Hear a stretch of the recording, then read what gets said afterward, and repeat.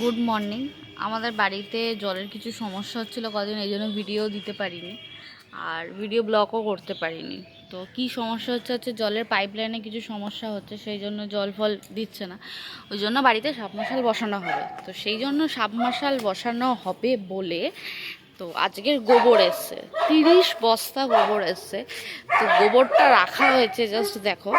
আর এরা তিনটাকে এখানে বাঁধা আছে। এই যে গোবর, 30 বস্তা গোবর রাখা, দেখো গাইস।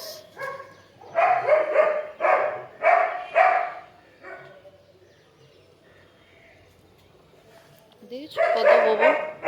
এই গোবরগুলোকে দিয়ে জল বসানো হবে। আর জল বইছেও এখন, সেই জন্য এরা তিনটে বাঁধা আছে। এই